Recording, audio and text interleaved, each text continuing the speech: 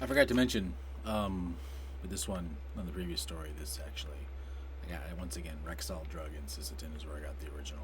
I do not remember where I got the Punch Out one, which has the other song. But now we can move back on to today, and I honestly don't remember where I bought this album. I think it was at Alco in Sisseton. Oh yeah, this is Cassette Story, by the way, with New Afghan. You probably saw that already, but if not, hey, New Afghan. Well, not new. New to you. This I had this on my bed in like high school in the winter all the time. This is my once again all-time favorite Afghan of all time because it is so colorful and it is so warm. And now it is a very colorful background. It kind of brightens the show up a little bit. See if that improves my attitude on New Music Friday. All right, today's Cassette Story comes. Oh, usually I bring it up slowly. I guess just it's Anthrax, Sound of White Noise. The first Anthrax album with John Bush on vocals, and I don't say this lightly, this is my number 3 favorite album of all time, behind only Back in Black and Master of Puppets. My first Anthrax album was Persistence of Time. It was not what I was expecting. A little heavier than I was expecting. And I thought it was alright, Joey Belladonna. But just something about John Bush's voice in 1993, I don't know. It just, to me, I thought it fit the music a little better.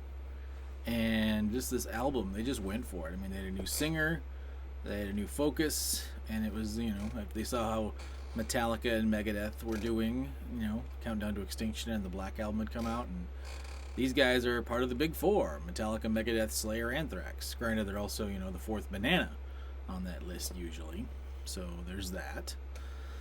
So they gotta try a little harder, and they went for it on this album. I mean, they really did. Scott Ian, John Bush, Charlie Benante, I think that's his name. Everybody on this album just went for it.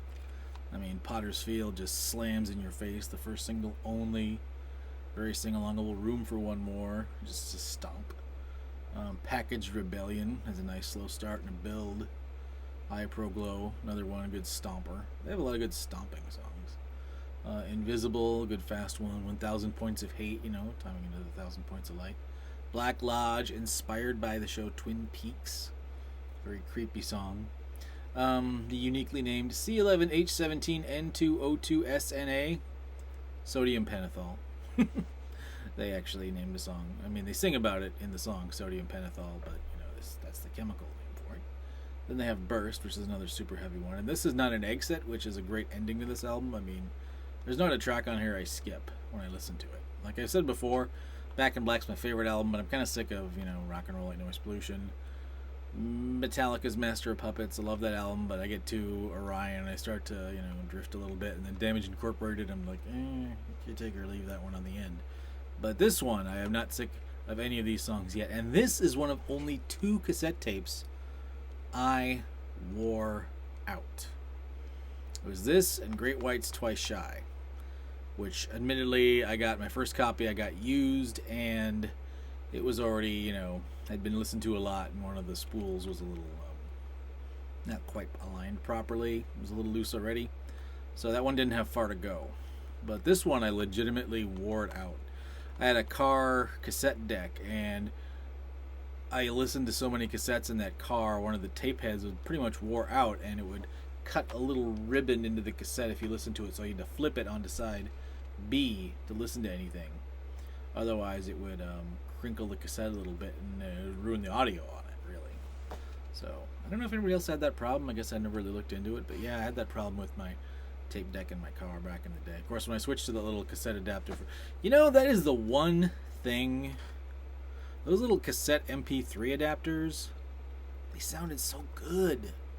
It's like, those sound so good. I've got a line-in port in my car now, and I've done the radio thing too, but I tell you, nothing sounds better, to me anyway, than that little cassette adapter with the cord coming out. I don't know how that sorcery works, but it works really well.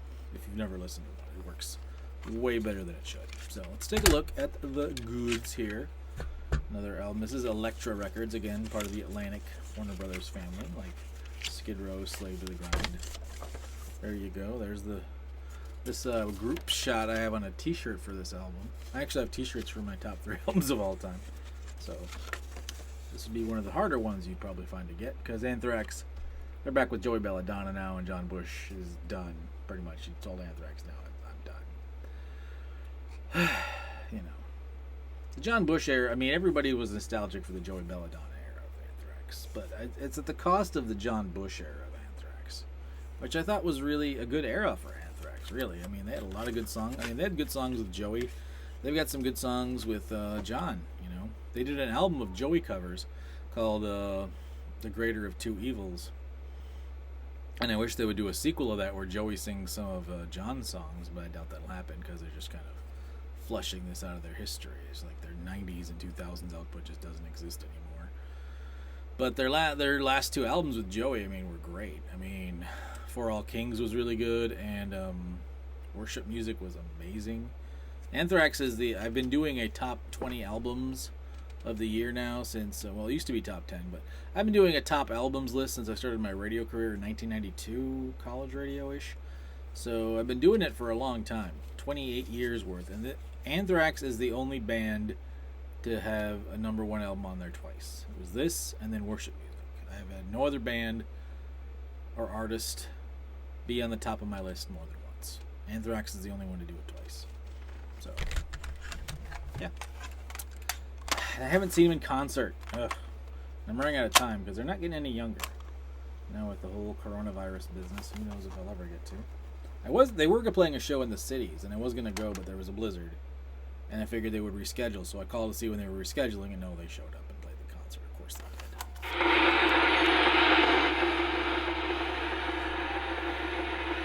There's a little artsy at the beginning. Here it comes.